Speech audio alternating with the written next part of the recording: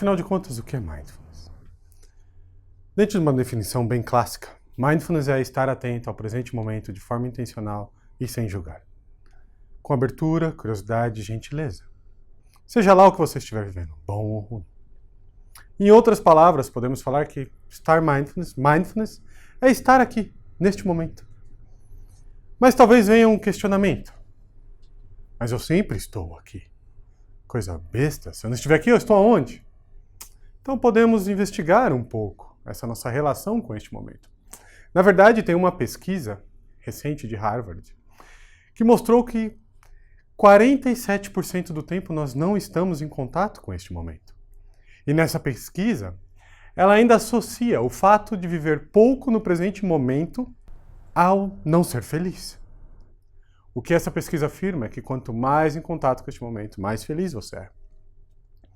Então vem esse questionamento. Será que estamos em contato com este momento? Na verdade, Mindfulness tem sido conhecido ao redor do mundo por duas grandes características. A primeira é como uma filosofia de vida, uma maneira de se viver, uma maneira de se relacionar com este momento. Imagine que você está indo para o seu trabalho e num certo momento o pneu do seu carro fura. Isso é ruim. Você, como todo bom brasileiro, pode ser que você esteja atrasado. E sair, trocar o pneu não é algo agradável. Mas você faz isso. A pergunta é, o seu drama acaba aí? Como que você vai até o trabalho? Claro, muitas vezes a gente vai pensando, e se isso, meu chefe não vai acreditar e etc. Tudo bem, isso é bastante normal. Talvez arrumar uma desculpa seja importante. Mas aí você chega no seu trabalho e seu chefe nem estava lá. Do que você vai falar? Provavelmente você vai falar do pneu que furou. E como que você vai falar sobre isso? Há uma grande chance de falarmos com a mesma emoção.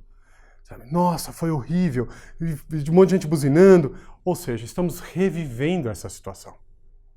Então o pneu que fura, que é algo que aconteceu uma vez a cada ano ou até mais, nesse dia estamos vivendo como se ele tivesse acontecido 2 vezes. E aí, se você for almoçar com outras pessoas, você vai falar de novo sobre isso. Quando você chegar em casa, você vai falar sobre isso. É capaz de, no clube, no final de semana, você estar falando da mesma coisa. O que a gente sabe na ciência é que quando a gente pensa, o nosso cérebro ele não consegue distinguir muito bem de realidade ou só de um pensamento. E o mais interessante é que isso acontece sem a gente nem perceber. De uma maneira automática. Simplesmente reagimos. Isso acontece em várias situações do dia a dia. Por exemplo, você está no seu feriado, na praia, olhando para o mar, e daí você lembra que vai ter trânsito. De repente é como se o cenário mudasse e você já está no trânsito. Aí você lembra que você vai ter uma reunião. Ou seja, há grandes chances de nem no seu feriado você estar aproveitando, simplesmente vivendo dentro da sua mente. E mais uma vez, o pior é não ter nem consciência disso. Então Mindfulness ajuda a nos dar ferramentas para poder lidar, para poder estar aqui e nos perceber. Não tem nada a ver com algo mágico. É simplesmente o poder estar mais vivo. Nós brigamos com o semáforo quando fica vermelho. Semáforos foram feitos para fechar. Uma outra grande característica de Mindfulness é ajudar a dissolver emoções negativas, difíceis. Mindfulness teve um boom no mundo acadêmico e da ciência, principalmente após uma pesquisa da Universidade de Harvard que mostrou que um programa de 8 semanas de Mindfulness ajuda a diminuir a recaída de depressão maior, pessoas que já teve mais de 3 episódios de depressão em até 50%. Isso é bastante. E os cientistas, intrigados com isso, quiseram entender o porquê que isso estava acontecendo. Uma das explicações é que a nossa mente age por associação. Ou seja, uma pessoa que já teve um episódio depressivo, já teve uma crise de depressão, quando ela tem uma queda de humor normal e natural, porque todo mundo vai ficar triste, a mente dela lembra do episódio. E ao lembrar do episódio, é lógico, ela não quer ter outra crise, ela começa a pensar. E se isso voltar? Poxa, se agora eu voltar, eu vou perder meu emprego. Se eu perder meu emprego, como vão ficar os meus filhos? Como vai ser o futuro deles? Só porque eu sou imprestável. Na verdade, a pessoa entra em um looping que há grandes chances de fazer com que ela realmente tenha uma queda de depressão. Um novo episódio depressivo. E Mindfulness ajudaria a fazer com que a pessoa reconheça esses pensamentos. E não se cole, não se afunde dentro deles. Aliás, essa é uma grande característica de Mindfulness. Primeiro, não reagir de maneira automática, muito reativa. É como se você ganhasse um certo espaço antes de falar, antes de explodir. E também, uma outra grande característica é não se prender a eventos. Você não precisa ficar preso ao que aconteceu semana passada ou ao ano passado. E a mesma coisa o futuro. Então, o que os cientistas têm visto é que o estado de mindfulness seria incompatível com alguns estados psicopatológicos, como um transtorno de ansiedade ou um transtorno depressivo. Por quê? Para estarmos nesses estados, a nossa mente tem que estar pensando, imaginando, criando, fantasiando, ou algo que vai vir a acontecer, ou ruminando algo que pode ter acontecido. Claro que é importante pensarmos. O problema é quando isso acontece sem nem notarmos, sem nem percebermos. Um exemplo muito interessante do porquê que talvez isso aconteça, você já deve ter visto num desses canais de animais, né, National Geographic e Animal Planet, um predador esperando para atacar a sua presa. Então você olha o predador e uma manada de zebras, por exemplo. De repente o predador começa a correr para atacar.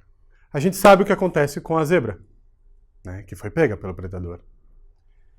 Mas o que acontece com as outras zebras?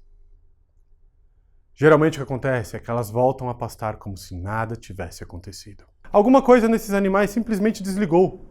Porque quando eles tiveram contato com o predador correndo, uma grande ativação emocional, coração batendo forte, tensão muscular, aquilo que a gente chama de reação de luta e fuga.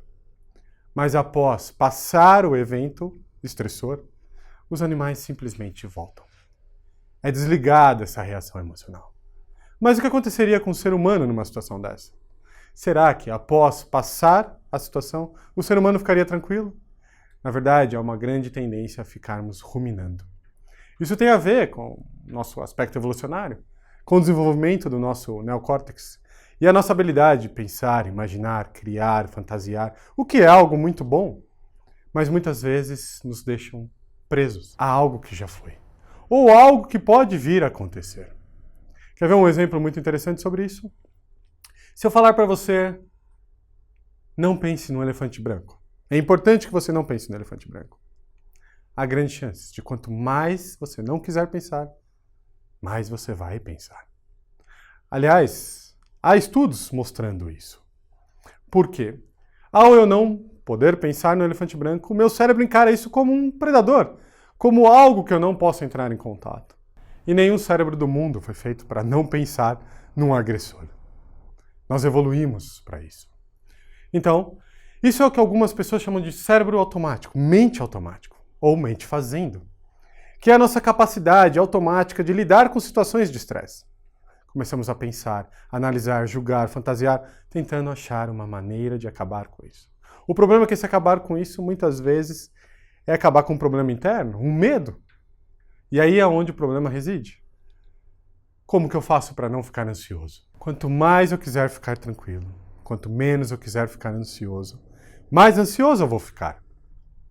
Então, por que que isso acontece? Porque o meu cérebro ele começa a tentar resolver o problema emocional. E emoções não se resolvem, se sente. É normal e natural. E aí é onde entra o estado mindfulness, permitindo essa escolha, esse perceber, esse se notar. Podermos nos perceber quando estamos reagindo demais. Há um termo muito interessante que é chamado sofrimento limpo e sofrimento sujo. O que seria o sofrimento limpo? Estar ansioso, por exemplo. Ou medo, com dor. Isso é normal e natural. Aliás, o livro mais famoso de Mindfulness, um dos primeiros de Mindfulness laico, que foi escrito pelo Jon Kabat-Zinn, o título é Full Catastrophe Living, Vivendo a Catástrofe Completa. E o porquê esse título? Jon Kabat-Zinn diz que, num certo momento, ele estava assistindo uma série e o protagonista pergunta para um colega, e aí, como está a vida? E ele responde, casei, filhos, trabalho, a catástrofe completa. Ou seja, nós vamos ter problemas. Isso faz parte da vida. Normal e natural. O problema é que quando nós não queremos ter contato com isso, com algo que é humano. Então, voltando à ideia de sofrimento limpo, por exemplo, estou ansioso. Todos nós vamos ficar ansiosos frente a uma coisa nova. Quando eu não quero estar ansioso, eu começo a ficar ansioso por estar ansioso. triste por estar ansioso, com raiva por estar ansioso, com medo por estar ansioso, ou seja, uma série de emoções que não tem nada a ver com a ansiedade original. E aí eu começo a me culpar o mundo, ou atitudes que podem só piorar o problema, como usar drogas, beber e etc. Então o convite de Mindfulness é para que possamos estar mais atentos e conscientes de quem nós somos, de como nós nos relacionamos com o mundo. E nesse nosso curso online de Mindfulness, vamos entrar em contato com tudo isso que eu falei. Com práticas, com artigos científicos, com reflexões sobre Mindfulness.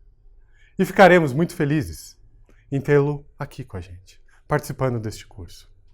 Obrigado.